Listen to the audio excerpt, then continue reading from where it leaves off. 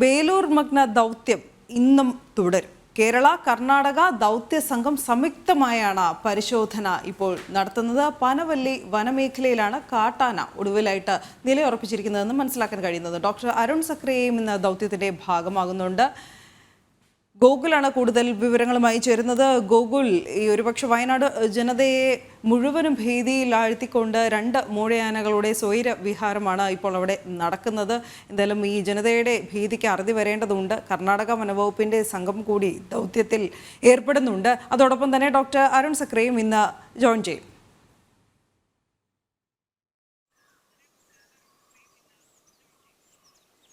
അതെ, ഈ പനച്ചിയിൽ അജീഷ് മരണപ്പെട്ട് ഇന്ന് 7ാം നാളാണ്. അദ്ദേഹത്തിൻ്റെ മരണത്തിൻ്റെ 7ാം നാളുമായി ബന്ധപ്പെട്ട ശുശ്രൂഷകളൊക്കെ ഇവിടെ അടുത്ത് പടമലപ്പല്ലിയിൽ പുരോഗമിച്ചുകൊണ്ടിരിക്കുകയാണ് ഈ സമയത്ത്.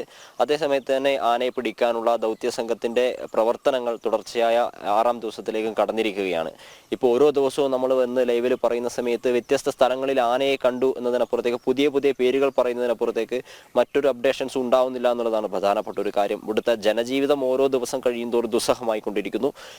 ഈ ഓരോ ദിവസവും ആന മറ്റു സ്ഥലങ്ങളിലേക്ക് സഞ്ചരിച്ചുകൊണ്ടിരിക്കുന്നു. ഇപ്പോൾ ആനയുള്ളത് തിരുനെല്ലി പഞ്ചായത്തിലെ പനവല്ലിക്കടുത്ത് എമ്മടി എന്ന് പറയുന്ന ഒരു സ്ഥലത്താണ്. ഇതൊക്കെ ഈ പനവല്ലി പഞ്ചായത്തിൽ ഇന്നലെ ഉണ്ടായിരുന്ന സ്ഥലങ്ങളിൽ നിന്ന്, അതായത് കാളിക്കൊല്ലി മേഖലയിൽ നിന്ന്, മാനിവയൽ മേഖലയിൽ നിന്ന് 1-2 കിലോമീറ്റർ ചുറ്റളവിലുള്ള സ്ഥലങ്ങളിലാണ് ഈ പ്രദേശങ്ങളൊക്കെ ഉള്ളത്. ഇപ്പൊ രാവിലെ ലഭിച്ച സിഗ്നൽ പ്രകാരം ഈ പനവല്ലിക്കടുത്ത എമ്മടി എന്ന് പറഞ്ഞ സ്ഥലത്താണ് ആന കേന്ദ്രീകരിച്ചിരിക്കുന്നത്.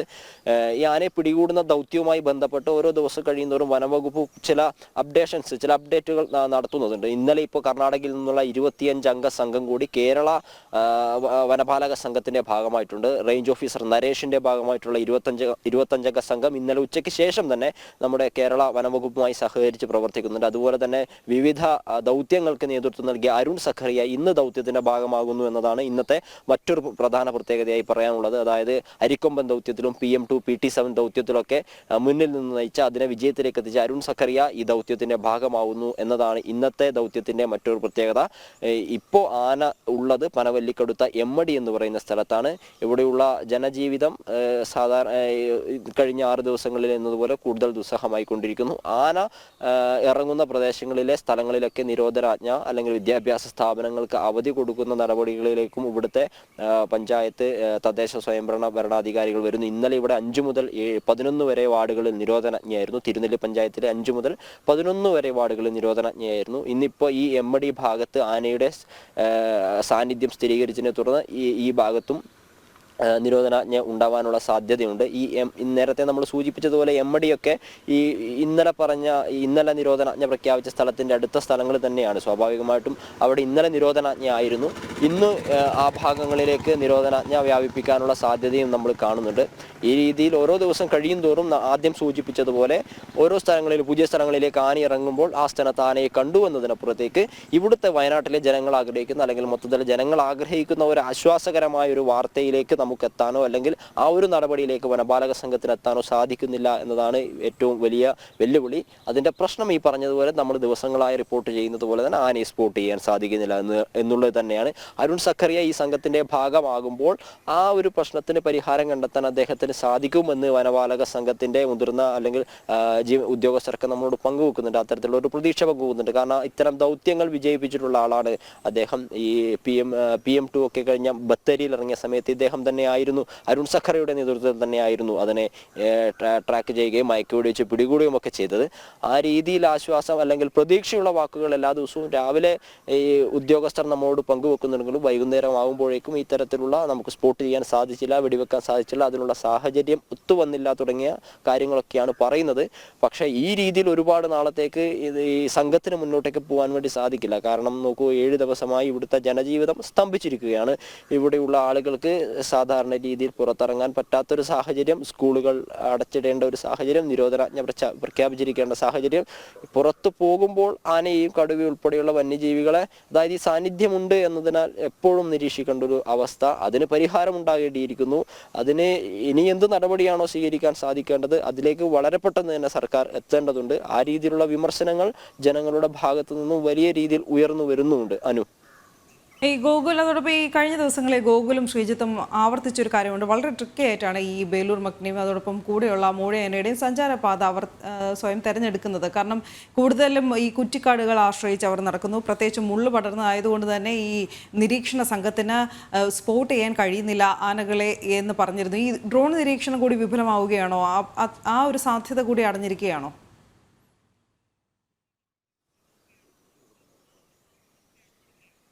ഡ്രോൺ നിരീക്ഷണം നടത്തുന്നുണ്ട്. പക്ഷേ എന്താണെന്ന് വെച്ച് കഴിഞ്ഞാൽ ഈ കൂടെയുള്ള മോഴയാന ആദ്യ 3 ദിവസങ്ങളിലൊന്നും ഈ ബേലൂർ മക്നയുടെ കൂടെ ഉണ്ടായിരുന്നില്ല.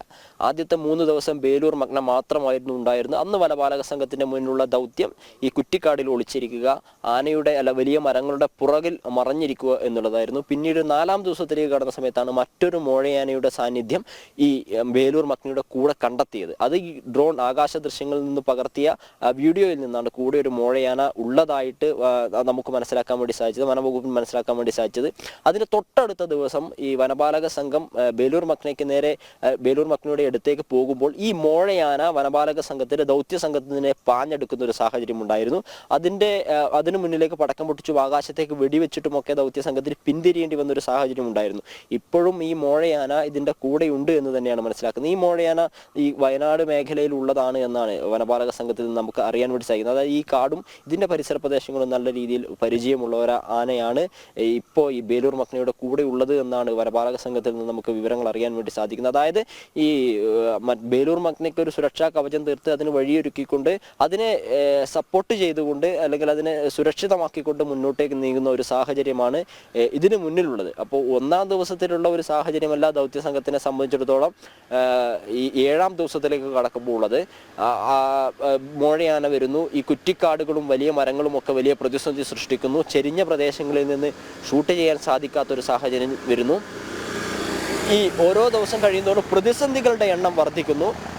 അതിനനുസരിച്ച് അപ്ഡേറ്റുകൾ നടത്താൻ, അതിനു വേണ്ട ക്രമീകരണങ്ങൾ നടത്താനുള്ള ശ്രമം ഈ വനപാലക സംഘം നടത്തുന്നുണ്ടെങ്കിലും വനം വകുപ്പിന്റെ ഭാഗത്തു നിന്ന് കൂടുതൽ ക്രിയാത്മകമായ ഇടപെടലുകൾ ഉണ്ടാകേണ്ടിയിരിക്കുന്നു. കാരണം ആദ്യ ദിവസം പറഞ്ഞ പരാതി അല്ലെങ്കിൽ 4ാം ദിവസം പറഞ്ഞ പരാതിയുടെ പേരിൽ തന്നെ ഈ ദൗത്യം നീണ്ടുപോവുക എന്ന് പറയുന്നത് വകുപ്പിനെ സംബന്ധിച്ചിടത്തോളം വലിയൊരു പരാജയം തന്നെയാണ്. കാരണം ഈ മോഴയാന കൂടിയിട്ട് 4 ദിവസമായി, 4ാം ദിവസത്തിലേക്കാണ് ഇത് കടന്നിരിക്കുന്നത്. അപ്പോൾ 4ാം ദിവസമായിട്ട് മോഴയാനയെ തുരത്താനുള്ള ഒരു നടപടി സ്വീകരിക്കാൻ വനപാലക സംഘത്തിന് സാധിക്കുന്നില്ല എന്ന് പറയുന്നതും നമുക്ക് ഇവിടുത്തെ ജനങ്ങളെ സംബന്ധിച്ചിടത്തോളം അംഗീകരിച്ചു കൊടുക്കാൻ സാധിക്കാത്തൊരു കാര്യമാണ്. അപ്പോൾ ഈ കഴിഞ്ഞ ദിവസം ഇവിടെയുള്ള നാട്ടുകാർ പറഞ്ഞിട്ടുണ്ടായിരുന്നു, ഞങ്ങളിൽ ചില ആളുകളെ നിങ്ങളുടെ കൂടി ഉൾപ്പെടുത്തിയിരുന്നെങ്കിൽ ഞങ്ങൾക്കറിയാം ആനയുടെ സഞ്ചാരപാത ഏതാണ്, ആന ഏത് ഭാഗത്തായിരിക്കും എന്നത്.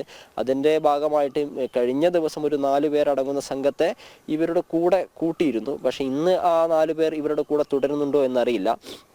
ഈ കർണാടകയിൽ നിന്നും എത്തിയിട്ടുള്ള 25 അംഗ വനസംഘമായിരുന്നു മുമ്പ് ഈ ആന കർണാടകയിൽ പ്രശ്നങ്ങൾ സൃഷ്ടിച്ച സമയത്ത് പിടികൂടിയത്. അപ്പോൾ അവരുടെ അനുഭവ പരിചയമൊക്കെ കൂടുതൽ ഉപകരിക്കുമെന്നാണ് കരുതുന്നത്. ശരി ഗൂഗിൾ, വിശദമായ റിപ്പോർട്ട് നൽകിയത് വയനാട്ടിൽ നിന്ന് ഗൂഗിളാണ്.